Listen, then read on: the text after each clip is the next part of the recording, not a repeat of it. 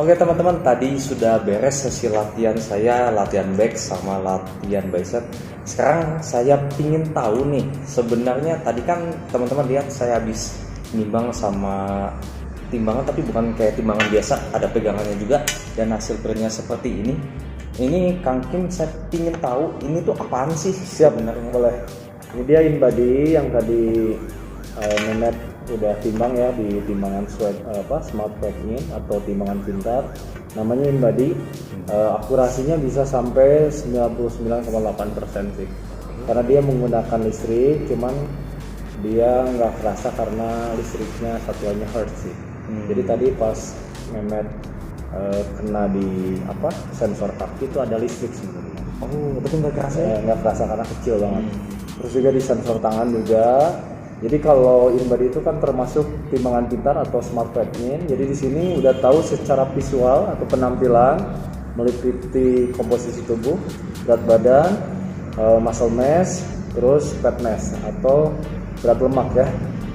Terus secara kesehatannya ada dari sini lemak yang menyelimuti organ tubuh, visceral fat, ada lemak pinggang dan panggul, basic ratio, ada metabolisme atau BMR, ada juga projection untuk kita pengen six pack atau persen body fatnya ya, dan terakhir ada kategori tubuh atau BMI.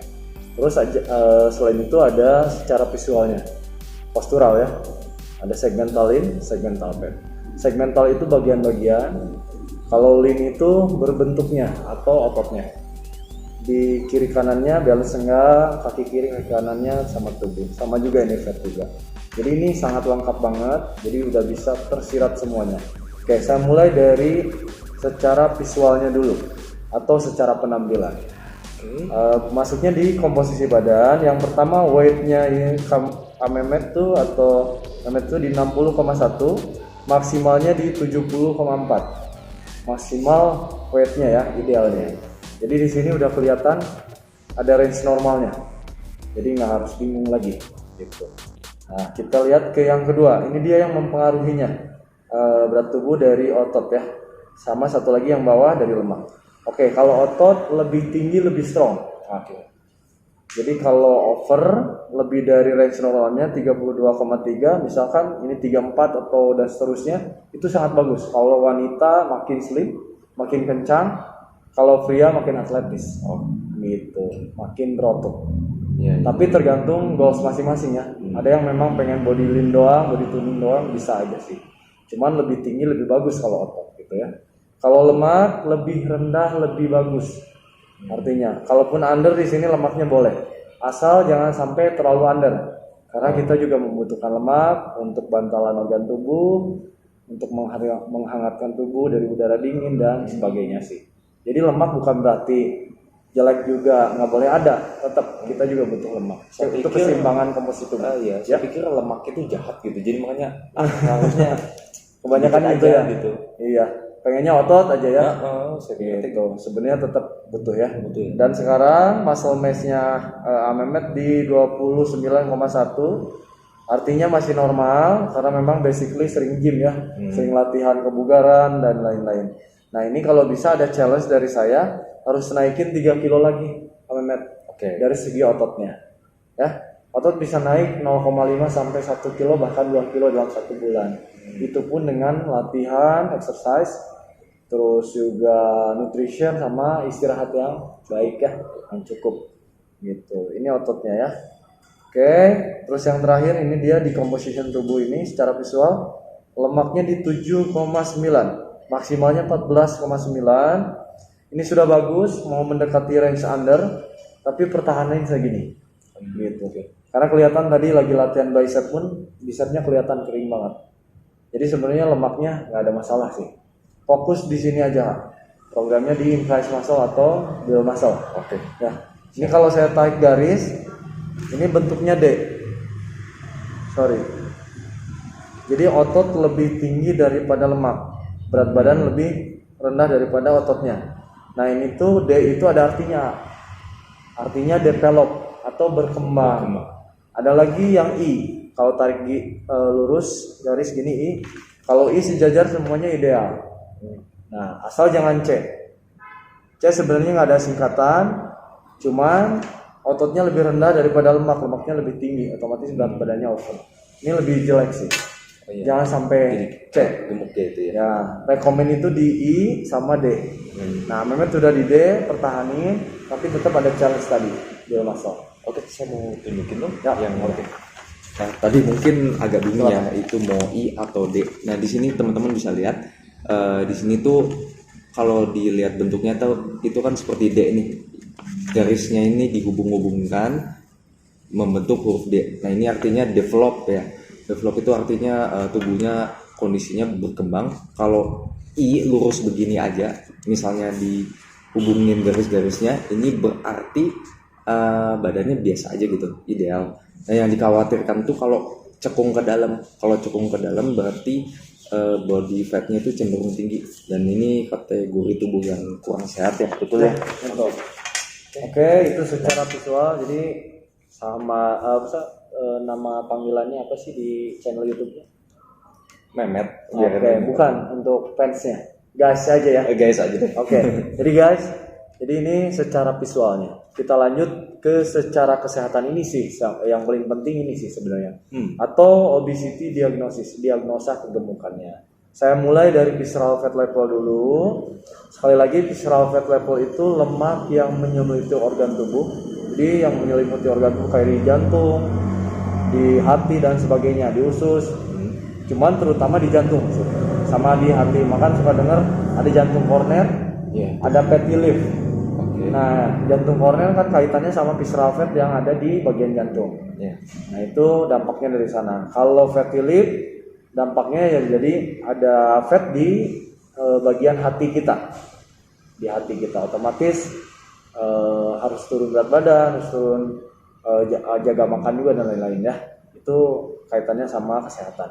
Nah, ini sekarang ratingnya itu Mehmet ada di 3. Rating normalnya itu 1 sampai 5. Itu idealnya. Kalau 6 sampai 9 itu sebenarnya udah kurang baik tapi masih optimal. Oke. Nah, warningnya di 10. Jadi kalau 10 guys, visceral fatnya itu sudah wajib olahraganya. Nggak boleh ditawar-tawar lagi. Dan ini salah satu indikator juga untuk nilai kita ada risiko jantung koroner atau enggak. Kalau semakin tinggi visceral fatnya, otomatis terganggu kesehatan, risiko cepat gemuk, terus tadi risiko untuk jantung koroner itu sangat tinggi banget sih. Gitu. Jadi ini salah satu poin kesehatannya. Makanya ini masuknya di poin kesehatan atau obesity diagnosis. Ya, dari sini ke WHR, rise hip ratio. Rise itu pinggang, hip itu panggul, rasio itu perbandingan ya. Jadi perbandingan lemak di bagian pinggang dan panggul. Maksimalnya kalau untuk Mehmet itu di 0,90 dan sekarang di 0,83. Ini ideal sih. Jadi nggak ada over, masih aman. Cuman ini pengetahuan aja buat kalian semua guys. Jadi salah satu indikator untuk kita nilai ada risiko diabetes atau enggak itu terlihat dari lingkar pinggang dan panggul. Apalagi sudah 1,00 di sininya. Itu beresiko banget. Dan apalagi kalau ada genetik. Dari ibu, dari bapak, dari ayah ibu ya, atau dari keluarga lainnya.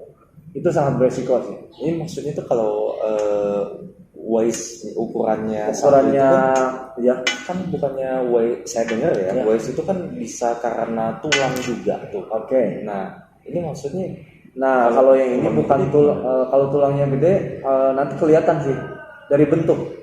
Karena kalau tulang nggak ngebentuk volumenya nggak ngebentuk rata ya. Pasti dia ada lekukan, bisa dilihat gitu. Tapi kalau lemak yang naiknya cenderung rata sih semua. Jadi nanti bisa diukur dulu nanti atau diraba-raba.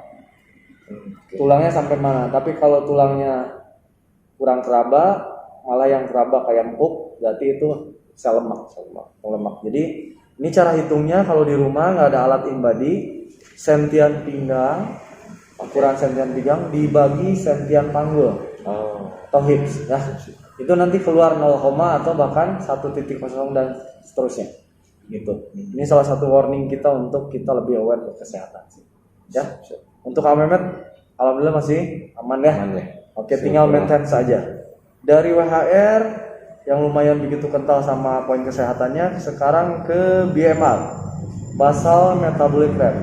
BMR ini kalori yang dibutuhkan kita untuk melakukan aktivitas sehari-hari atau aktivitas fisik sederhana kayak berjalan, kegiatan di rumah, kayak gitu sih. Nah, ini kalori dibakar sebelum olahraga itu harusnya udah capai segini nih, 1300 sampai 1500. Makin tinggi makin bagus, lebih tinggi lebih bagus. Artinya proses meliris makanan, terus juga pembentukan, pengencangan, naikin massa otot, pembakaran lemak lebih tinggi, lebih cepat gitu. Tapi kalau ininya rendah, terganggu kesehatan, resiko cepat gemuk, itu sangat pasti sih. Oh iya. Gitu. Karena metabolisme lambat. Nah, ini kebetulan kalau untuk Amemet ada di tengah-tengah udah bagus, tapi kalau bisa dikejar lagi lebih maksimal. Gitu. Tapi segini udah bagus sih, maintain saja. 1498. Ini sebelum olahraga. Apalagi nanti kalau sudah olahraga. Cuman bedanya kalau InBody itu nggak boleh setelah olahraga ditimbang. Karena kurang akurat, kadar airnya udah turun soalnya. Itu dia metabolisme sampai sini. Ngerti ya guys? Ngerti ya? Amemet ya? Jelas. Oke, dari sini ke persen body fat. Projection untuk kita tahu pengen six pack atau enggaknya. Untuk laki-laki bisa six pack itu 18 sampai 12%. Itu pasti six pack. Dengan kadar fat 8 sampai 12% itu pasti six pack. Kalau cewek berarti 12 sampai 15%. Itu udah pasti lean muscle-nya kelihatan banget ya di sini. Jadi ini dia persen body fat. Nah, untuk Amemet udah 13,1%. Artinya ini masih bisa lagi didorong ke, walaupun misalkan saya belum terlalu six pack nih, belum terlalu lean, boleh didorong lagi sampai ke dekat 8%. Gitu. Karena tiap orang biasanya beda. Tapi makin cepat dilatih ototnya, dikuatin di gym, makin cepat kelihatan. Cuman kalau untuk ngecilin perut, sekali lagi bukan in the gym sebenarnya. In the gym itu lebih ke nguatin. Sebenarnya kalau ngecilin perut, nutrition, berarti in the kitchen. Oke. Itu sih. Betul. Tapi bukan berarti latihan perut nggak bakar lemak ya, tetap bakar lemak. Gitu. Siap. Itu dari 40%. Dan yang terakhir BMI. Body mass index ini adalah kategori tubuh. Ada under, normal, over, dan satu lagi obesity atau over obesity ya, atau extreme obesity. Jadi sangat gemuk banget gitu. Nah, ini kebetulan Amemet berarti di normal. Oke, tapi BMI ini jangan terlalu dipercaya karena dia hanya memakai rumus perbandingan tinggi sama berat tubuh. Jadi kalaupun saya kasih contoh Aderai, dia tingginya 185, kalau tidak salah beratnya sekitar 90 lebih, 50 kilo lebih ya. Berarti kalau secara BMI dia over. Iya. Tapi sebenarnya dia ideal. Dan sangat ideal ya. Dia salah satu Bapak Binaraga di Indonesia. Nah, itu dia BMI itu nggak bisa baca yang naiknya itu muscle atau fat. Amemet juga ini kalau berat badannya over lebih dari 71, tapi yang tingginya otot itu nggak apa-apa, masih ideal gitu. Cuman kategori body mass index-nya pasti over sih. Oke, ini secara kesehatan. Dan terakhir secara posturalnya dari visual. Ini segmentalinnya, bagian-bagian ototnya, kiri kanannya balance ya. Oke. Nah, ini balance 2,9 dilihatin. Ini balance nih. Tuh, berarti latihannya bagus. Ototnya di sebelah sini 2,9, sebelah sini 2,9. Jadi rata ya teman-teman ya. Jadi menurut dari pelatih gym, kalau badan saya ini tergolong seimbang ya. Iya, tuh, kakinya juga sama. 7,7 juga sama ya. Jadi secara muscle aman ya, balancingnya bagus.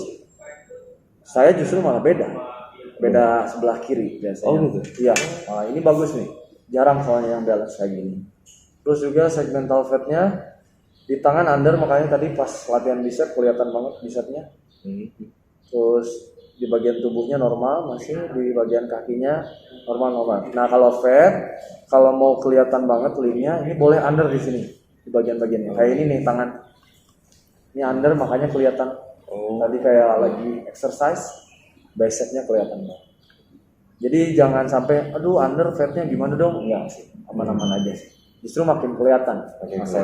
Oke, terakhir di sini sudah ada projection buat naikin massa otot setengah kilo. Cuman kalau dari saya PR-nya tadi ya sekitar 3 kiloan untuk Amemet. Fat controlnya harus turun atau malah nambah ini mah nambah. Nambah. Iya, cuman kalau dari saya nggak usah ditambah lagi. Cukup aja ya. Iya, ini rekomendasi dari alatnya aja sih, dari smart fatnya. Karena dia biasanya kalau fatnya mau deket ke under, dia rekomendasiin buat naik sih sebenarnya. Dan terakhir skor fitnessnya ada di 78, artinya di advance atau di intermediate. Kalau mau advance itu 80 ke atas. Iya. Artinya kalau intermediate itu di tengah-tengah, middle itu Amemet udah bisa di-push pada saat latihan. Kecuali kalau beginner di 60 ke bawah itu latihannya harus masih step by step gitu. Ya. Tapi kalau di sini ini udah bisa di-push, apalagi kalau yang 80 ke atas udah pasti harus keras. Gitu. Hard. Oke. Nah, kalau yang ini nih ada cabang-cabang olahraga. Ini rekomendasi atau exercise planner di rumah selama 30 menit. Kalau durasinya berat badannya 60 kilo, berarti Amemet bakar kalori jalan doang 120 dan seterusnya. Dan ini satu lagi, intake dari kalori per harinya jangan lebih dari 2000 kalori. Kalau mau naikin massa otot berarti 60%-nya Protein. Kalau mau nurunin berat badan berarti 60%-nya serat atau fiber. Itu dia InBody secara singkatnya.